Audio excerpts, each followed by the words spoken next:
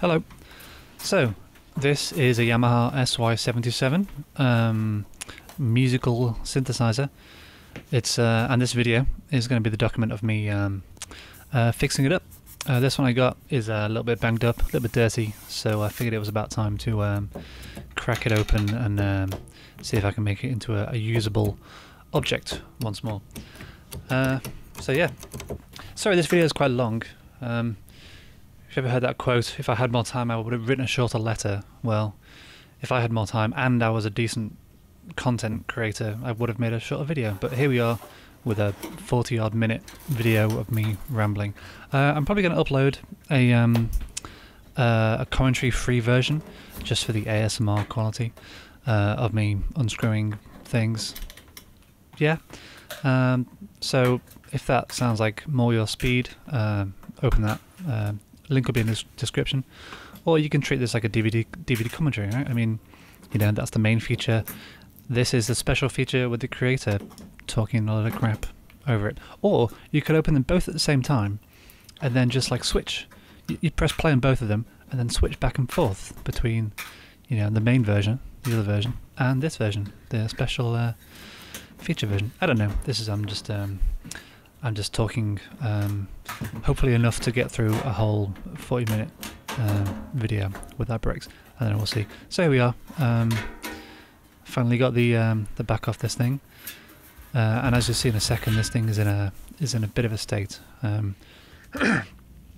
They are. Those are the contacts for the keys at the back there, and they've been abused somehow. Whether that happened from something happening from the outside, or whether someone's opened it and they've tried to repair it. Well, I do know they have.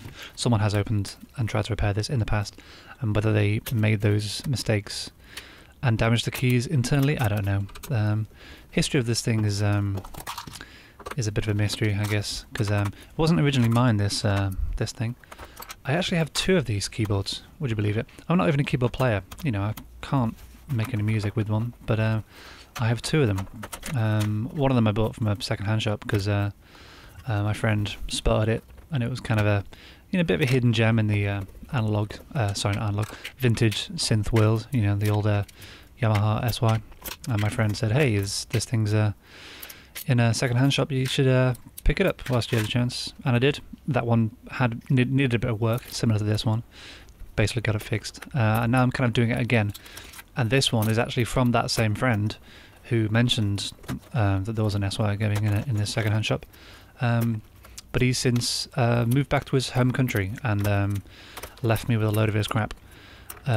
This piece of crap being the keyboard that he left, didn't have space to bring back on a plane with him, so left it with me. And it's my job to fix it up, make it somewhat more resellable, maybe. So hey, if you live in the Kanagawa area and you're in the market for an old 80s partially working FM synth, then yeah, hit me up. So there we go, the logic board's just been priced out of there now. Take note on all of these bits and pieces and see if they actually make their way back into the board and reassembly. That bit of plastic shielding, like little film shielding there, I think does. The black bit of cardboard that I just removed about a minute ago, yeah, I'm pretty sure that's yeah, that's on the desk next to me. That never made it back in. Oh, so these parts of the repairs that looks like the previous owner had done. So they used hot glue and self-tapping screws to fix the keys on this thing. Yeah, that's not the way I would have thought you would repair the keys on an old synthesizer, but seems to have, well, I was going to say it's done the job, but yeah, evidenced by the fact that I'm trying to repair someone else's job, then it hasn't really done the job. We'll see what solution I come up with later on in the video. Let's see if I ever get around to editing out these coffee slips.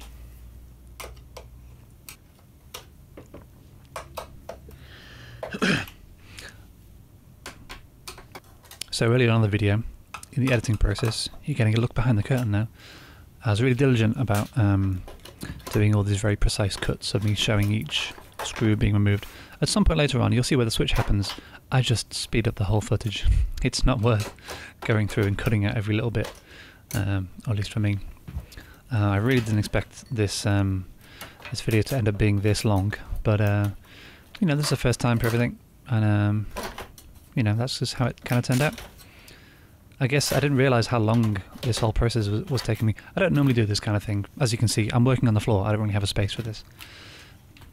So just seeing how the process goes, seeing it all laid out in front of me, like, oh, that's what I did. Yeah, I realised how long I took to do it. Anyway, so this is the little circuit board that that has the triggers that you saw earlier that were bent out of shape. That's attached to the keyboard, to the other side of the keyboard. That needs to come off. I think that board you can see there on the left is to do with the aftertouch. That'll get pulled off a bit later, I think. But there you go. That's the little trigger board. I don't know the proper names for things, so that's what I'm going to call it, the trigger board. And I did have a similar problem with the other SY that I fixed, but I just seemed to have forgotten everything when it came to doing this one. So I remembered, oh yeah, you got to take this little plastic retaining clip thing off. That F key already escaped, or G, sorry. Is that an F or G? See, you can tell I'm not a proper keyboardist. Keyboardist, is that even a word? See, at this point I should go back and edit this out so it seems less embarrassing, but that's the stage I'm at with this video. Just want to get it done in one take and just get it uploaded. So there we are, nice little side view. Let's take all the keys off. I worked out quite embarrassingly late that you have to take off the white keys first, because or when I was reassembling it, I was putting the white keys on, and then I was like, where do the black keys fit now? Well, yeah, just look at a keyboard, you can tell that the black keys need to come on first. So yeah, take off the white keys first, and then black keys come off second. Being very careful to keep all of the springs inside each key matched up with the key that it came from for about 10 minutes, and then I got bored of keeping track and I just stuck them all in one pile. Yeah, so these keys that you see I'm unscrewing now, these are the ones that were repaired, quote unquote. Oh no, sorry, I'm pulling off the yeah, at some point I'm going to start to take off the those keys that were repaired. Those are the ones that have the screws in. So these ones came off really easy, fine. These ones as well. But then you can see, yes, these remaining ones are the ones that were repaired after the fact, and that don't unhook like the other ones do, which you can see in a bit of a close-up here maybe. Yeah, these ones are the troublemakers.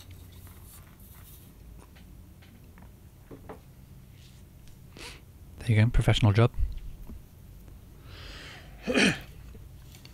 Oh yeah, so here you can see the, yeah, those are the hooks that are on the original undamaged version, and then this is what happened at some point to those few keys. So those hooks have been snapped off. They no longer hold when they're in the keyboard there, so they're going to have to be fixed somehow. Yeah, so I started off very carefully matching up all the springs with the keys, and then I quickly realised, like, they're all the same. Doesn't really matter. Just stick them in a tub, give them a wash.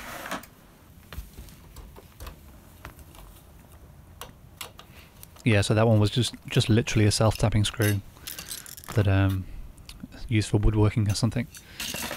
So it looks like what they'd done is they drilled some holes in the plastic, put a screw in there. Well, I guess they drilled some holes, slotted the key into the keyboard, and then screwed in screws to try and keep them in place. And then the hot glue was there for, I don't know, an aesthetic. We'll see.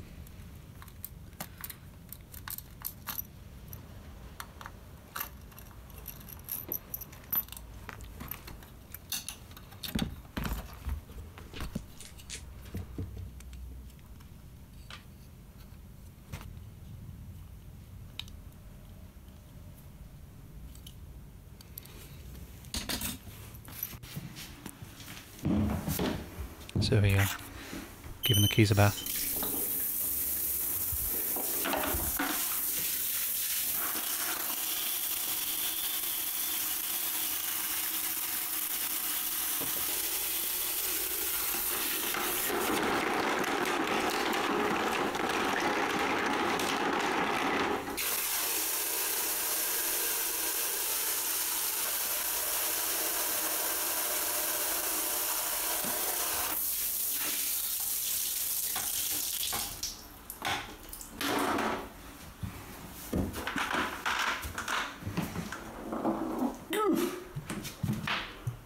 Yeah, a bucket full of water is heavy. Give me a break.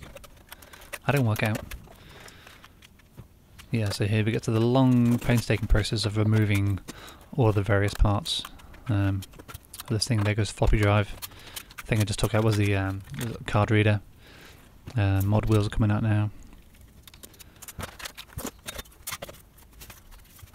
Yeah, at some point, when I started this project, I wasn't really, I hadn't really decided. Oh yeah, let's see. Yeah, out comes the screwdriver. I have time for manual stuff, but at some point, I hadn't quite decided the scope of the project here. Was I just going to try and fix the keys, or was I going to do a once over? And I think once I got to that level of getting the keys out, because you have to go so many layers deep to get these things out, it's almost worth just taking the whole thing out, giving the whole thing a once over. Because for one thing, so I should have said at the beginning that the internal battery needs replacing on this thing, but you can. That's quite accessible. That's like the first board, but you actually have to take that board off because you're going to need to resolder a new battery holder in there. So once you've got that board off, you're kind of halfway through. You may as well just go the whole hog and rip the whole thing apart. So it needs a new battery holder. Also, needs a new battery. This thing didn't make any sound. I plugged a pair of headphones in, played some notes, and nothing came out. I don't quite know if that's a symptom of just a new battery or whether it's something deeper. But I figured that if I take enough things out and put it all back in, at some point in that whole process, something will have rejigged into a new spot and fixed it. I don't know. So yeah, that was the isopropyl alcohol I was using to clean the top there. At least I think it's isopropyl alcohol because the label's all in Japanese, and it says electronic cleaner, and it looks like alcohol, so I'm just gonna kind of assume that it is. It does the job, so So here's just removing the old grease from these little pegs that each key sits in. So you can see it. There's little holes on the upside of the top side of the board is where the key slots in, and then these black parts are the little pegs that guides the key up and down in a straight line. Going to give it a new bulb of grease for each one, so I've got to clean out the old one first.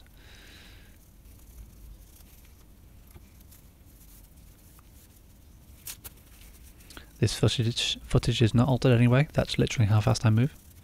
It takes practice. Get to this stage. There you go. Just slowing it down for the camera.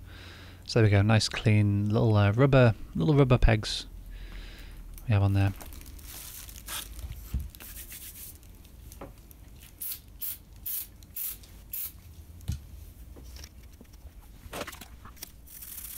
Some more of that electronic cleaner and a toothbrush. Commentating, giving useful information on things that you can already see. That's my job.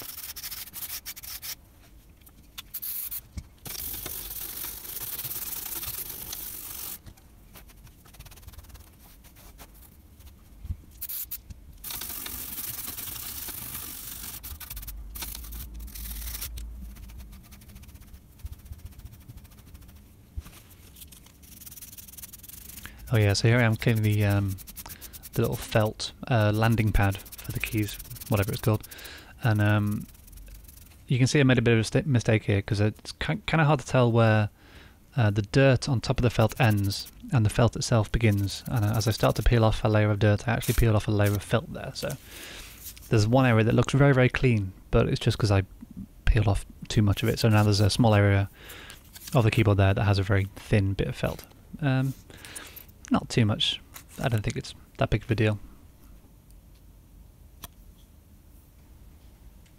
So now we apply the new grease. Very exciting part of the video, this. Just touching each little rubber peg with the screwdriver with grease in. Not quite sure why I kept all of this footage in. At the time I guess I felt like it was very important that we see the entire process. But these are all just things that I learn as a filmmaker.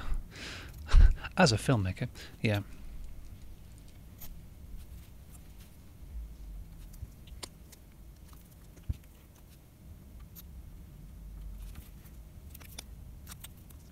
Maybe I should give some facts about this this keyboard itself. Produced in 1989, I believe.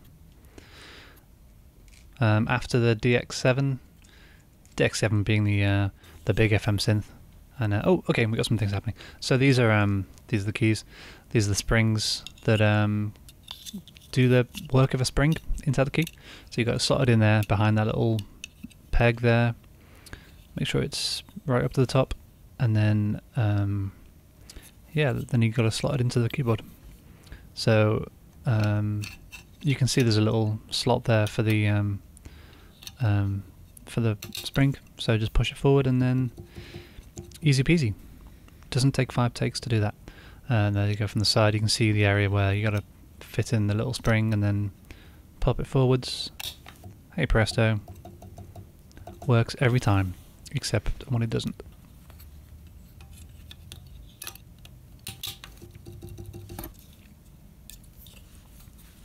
I think at some point there's some footage of me doing it incorrectly in here for some reason, and at the time I cut it together I had a reason for that, but now I can't remember what that reason is for. It's just me looking like I'm failing. So this one doesn't work. Why doesn't it work? Oh, something's wrong with it. Yeah, I think this is one of the repaired keys. That's the reason. Oh yeah, let's try it again. Yeah, what could it possibly be? Why doesn't this one fit?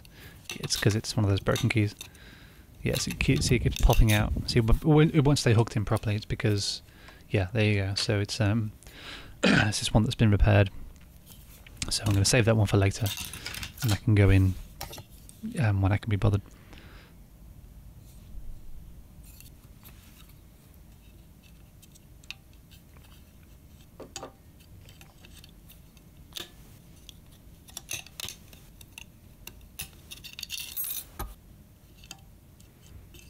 Yep, more failing, just so you can see that it's not as simple as just slotting it in. Yeah, this one slightly more crunchy than the other ones.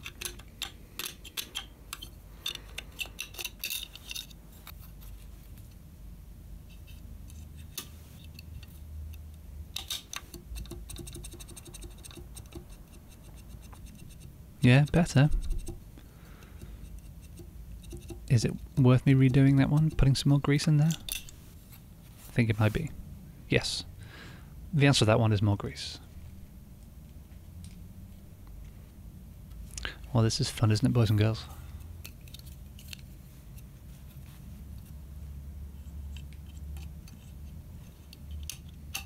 By the way, if you made it this far, well done. You definitely deserve a medal. Oh, you could subscribe. That's the thing that people do, isn't it? As a call to action for you. If you've watched, you know, to this point, then you're in for the whole thing now. If I see anyone, if I look in the statistics of this video now, which I think you can do, I don't know, I haven't done it very much, and I see that people have stopped watching after this point, I'll be very disappointed. But I won't know who you are, so it won't matter. So here we go, putting the keys back in at my usual working speed. Yeah, black keys go in first, white keys go in second. I think the way it was before is, I think what I think had broken the keys, because it was black keys that were broken. It wasn't, there was like 1 or 2 white keys, but there was more black keys. So I think at some point something was dropped onto the keyboard, or the keyboard was dropped itself, and it landed in a funny way, which I think is like twisted those keys. Yeah, so there's been like a torque applied to them. So what's happened is that's it's snapped off some of those hinges at the back, and I'm not sure if I put it in or I forgot to include the footage, but what I did with those pegs was I tried to straighten them out. Yeah, you can see that one's kind of wonky. Oh yes, I did. Okay, so you can see those pegs were kind of wonky, and I couldn't quite bend it into shape, so I found that if I just shave a little bit off with a knife, then that makes it fit properly, doesn't squeak, doesn't catch. It makes a much smoother action on those keys that were damaged. So as you'll see, that'll go back in now, and there we go, works perfectly. And it makes the keyboard ever so slightly lighter as well. That's a bonus. Although the keyboard will be lighter overall, because there are a very small handful of screws that didn't quite make it back in. They didn't seem necessary, and I couldn't find where they went, so yeah, whatever. I'm just adding lightness. And I think after the first repair, I don't think 100% of the screws went back in anyway, so now it has even fewer screws holding it together. But then again, you know, it's a pretty well built piece of machinery anyway, so, you know, Yamaha built these things to withstand a lot, except for what this one went through, obviously. That's why I'm repairing it. So there we go, that's all the keys done. Oh yeah, so my solution to this problem, again, was just to use hot glue. Criticised it in the beginning, and I thought, when I was disassembling it, I thought, who the hell would try and fix this thing with hot glue? Yeah, it turns out that's kind of the best method that I could think to come up with. So the screws just went back in, and I just reapplied some hot glue, and that seems to have held so far. It doesn't make the keys any... I don't think it makes the keys feel much different. They still work as keys. So, yeah, it just means that the next person to disassemble it will have to remove that glue that I put on, like I had to do with the last one, and do something else. And here you go, this is my piano skills of a 10-year-old being put to good use, playing a chromatic scale over all the keys to make sure they all work. And they do. Thumbs up. Okay, so this is the these are the contacts, the little switches that go underneath the keys, and as you can see, I don't know whether, because obviously the keys must have been damaged. Like, I think something must have dropped on the keys to have damaged them. But what actually happened to these contacts, I don't know. Because it doesn't look like it's the sort of thing that could be damaged from the outside. So what I assume had happened is the keyboard had been damaged. Someone had opened it up to repair it, and in repairing it, they further damaged these contacts. That's just what I assume happened. So that just takes bending them. It's very pliable metal there, just kind of bend them back into shape. Oh yeah, the screen. So this is the screen. As you can see, just 4 screws to remove to get inside there.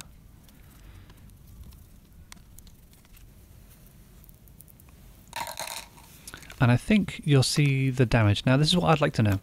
Now, I never pretended that I was an expert in any of this, but as you can see there are these 3 little bubbles on the screen. Now I'd like to know from commenters, because I don't know, what happened, how does this happen? And you can see there's scratches. So what I wonder is, was it somehow scratched which caused the bubbles, or has someone tried to repair the bubbles by scratching it? Like, is that, like, was that, you know, do those screens have bubbles that occur and then you like puncture them to make them grow less? Is it like a blister?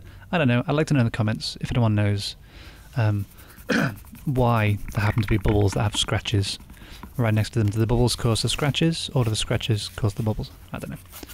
If you know, let me know. Oh, if you're averse to squeaking sponge sounds, you might want to mute the video for about, I don't know, 30 seconds. Oh yeah, squeaky.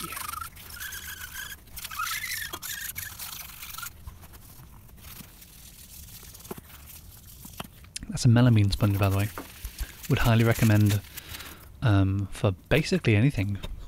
They're like tiny abrasive kind of material inside there that just like removes. If you drink a lot of tea and you have a really manky tea-stained cup, get some of these melamine sponges and give them a clean.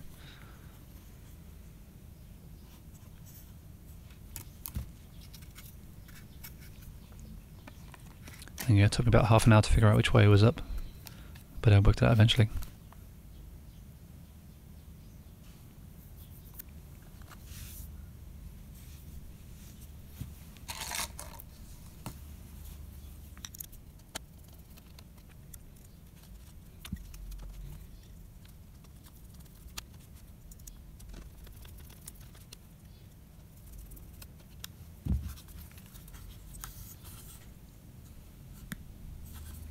Oh yeah, if you saw that, that was me trying to focus my camera. And I tapped on the screen, but I tapped on the screen that I was trying to focus on rather than the screen that I was using as a camera. Yeah, technology has messed with my brain. There we go, some more electronics cleaner, or possibly alcohol. Using a toothbrush. Wouldn't recommend using a toothbrush and alcohol cleaner on your teeth. Although, never tried it. Could be a really good way of cleaning your teeth. I don't know. Definitely don't do that though. I'm not recommending cleaning your teeth with alcohol. There you go. These are little little felt inserts that go behind this the faders. Give them a little brushy brush. That's the card reader slot thing.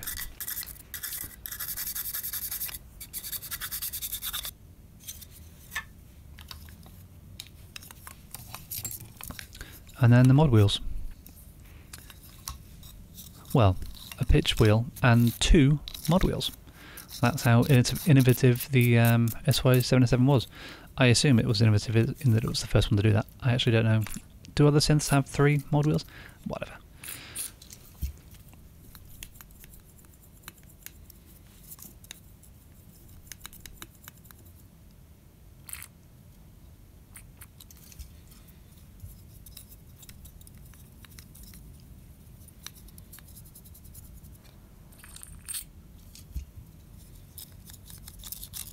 We're going to just spring a bit of alcohol inside those pots there, just in case, you know, may as well, whilst I've got it open. What's next? Oh yeah, the little fader cap things. Yeah. They get a little brush, little spray. Job's a good one.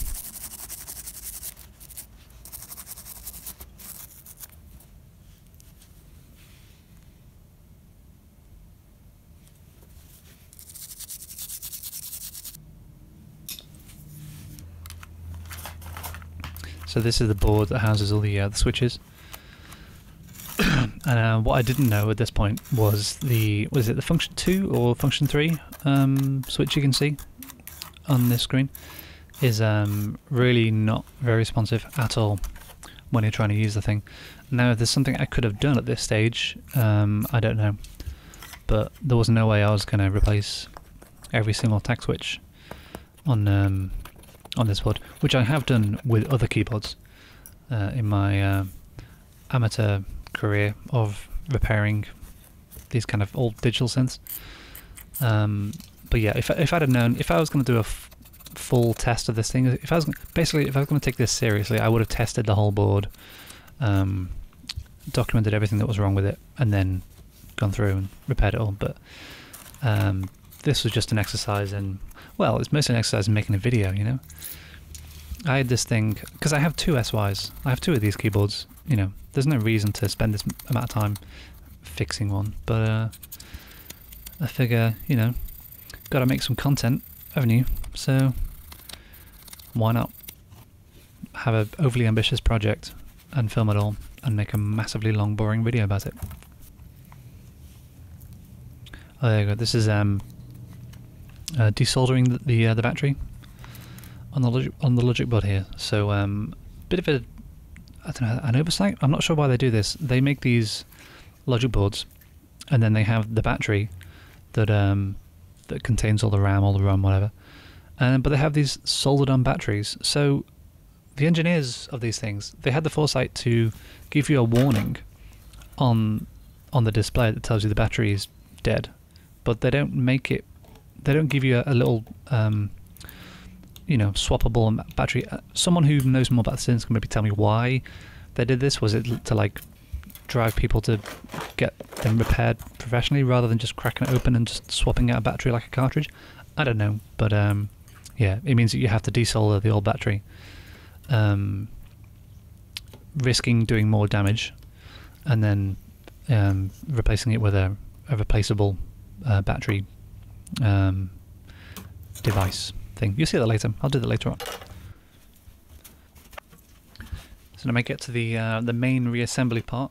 One embarrassing part of this whole thing that I didn't mention was that I managed to melt some of the those switches on there, some of those buttons. So what I was planning on doing was taking apart the entire thing, taking off the buttons from the main chassis. So I have a completely just bare metal chassis that I can do whatever I want to cleaning wise. So I thought, well, I'll take those buttons off. I thought I'd use a heat gun to try and warm the adhesive to make it a bit easier to pull off, because they weren't coming off normally. Long story short, used a heat gun and then melted 2 of the switches. So now on the front panel, the what is it? The run, stop and play sequence buttons are now a little bit melty. They still work, but they don't click like they used to. I did have the footage of that, but I figured that just made me look way more inept, so I thought I'd rather just explain it. Yeah, not sure if that makes me come off looking better or worse, but I'm just being honest, that's what happened. I'm not good at this. This was all just an experiment. Yeah, don't hire me to do any sort of professional job. I'm still learning. No, do hire me, please. I need money. I will do things. If you don't mind things getting broken, if you don't mind a high possibility of me breaking your thing, then pay me and I'll repair it. Yeah, that's the message of this video.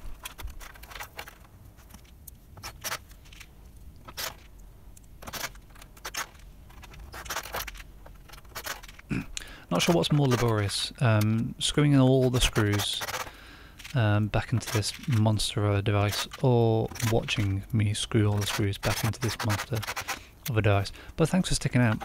If you've made it this far, don't forget to subscribe.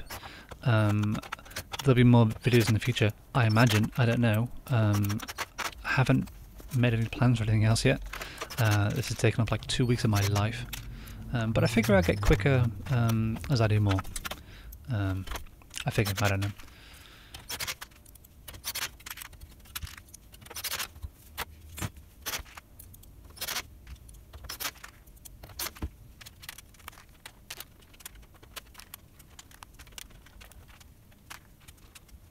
I'm actually not sure what's taking longer at this point. Doing the actual job or editing the video. At least when I did the job, I have all the footage that I can kind of measure the time by. But there's no footage of me editing. What would be more boring? Watching the footage of this disassembly and reassembly, or watching the footage of me making the edit? Yeah. That's a non-interesting question. Shall I edit this part again? Shall I re-record this bit of dialogue? I mean, if you're listening to it, you know the answer.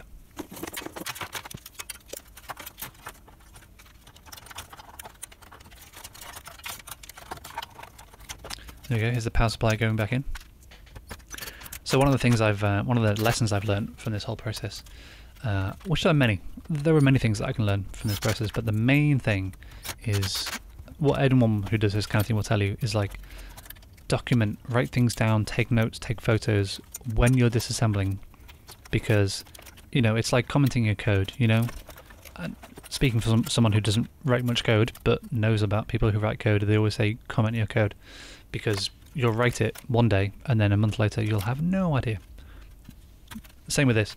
Take it about one day and I assume that, you know, oh, this will all just go back in, and then no, things need to go back in a very specific order, which you won't remember at all, because you weren't taking enough notes. So take more notes as you're taking things apart. Put your screws in places where you know where they came from. Count things, make notes of where things go, because you'll see several parts where you may see them. You'll see a few parts where I put screws back in and they have to come back out because something else needs to go in ahead of it. So yeah, take lots of notes, take lots of photos. So here we are, a few days later, and I've got a new battery case and a new battery. Enriching your lifestyle with quality products. Excellent, very inspirational 7-Eleven. Thank you. So there we go. That's the battery case, and that's the hole that needs to go in, and it doesn't fit, but that's fine. We have pliers that we can use to bend those pins to the correct place. There we go. This makes me realise, well, I already knew, but seeing it on video now, that I really, really need to buy a new pair of pliers, because these things are in a real state.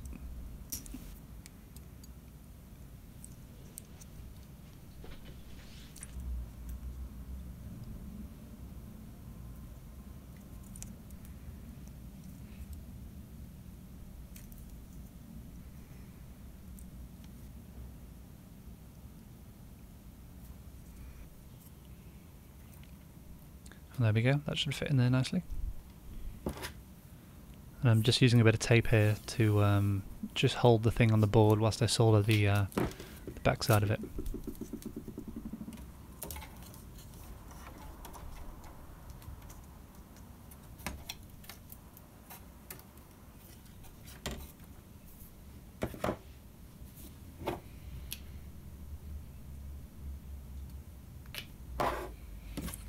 there's a bit of flux there because my I don't have flux core solder. I picked this up cheap from somewhere, so I need to always use some extra flux.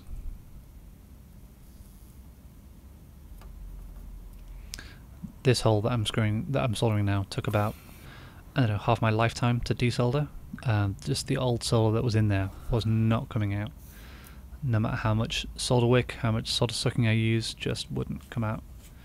Got it eventually, but yeah, that's something you're going to have to get used to if you're going to do these things a lot. So there we go, new battery case installed.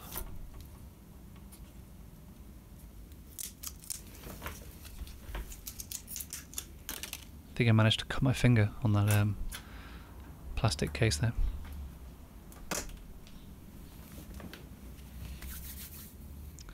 So there we go, and hopefully we can speed through this last part. Now it doesn't look so bad in this edit here, but ooh, I spent a long time going backwards and forwards here. See, logic boards being screwed in quite confidently, and then taken back out again because I couldn't quite find all of the wires that needed to go where they needed to go. That's the issue with this kind of repair. Is I quite like fixing and repairing things. You know, I've done it kind of casually. But that's the thing with these kind of repairs is you've got what's basically a computer, you know, a multi-board computer here with wires that go all over the place. Someone who doesn't know about computers on this kind of level, it's just kind of like complicated Lego. There's nothing to infer about what could be broken, what could be wrong. It's just, you know, you take it apart, you put it back together, and hope. If there was another, if I was still getting no audio, like I am not at any kind of level where I would understand what to do, where to fix it. So it's kind of an unsatisfying way to do this kind of work on this complex of a machine. But here we go, final bit of installation. The back case now gone. I did actually power this thing up before doing this, just to make sure, because I wasn't going to put 1,000 screws in and then find that I missed out one thing. I did test it before, and also I think you see me miss 2 screws before I flip this over, but I do get them eventually. Don't worry.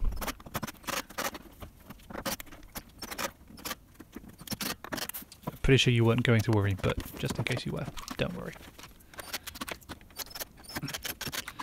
So here we are, coming to the last part of this reassembly, just putting in the screws that hold in the jack sockets right now, putting the caps on these potentiometers.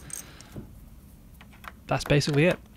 So after this very last part, this will be the end. Done.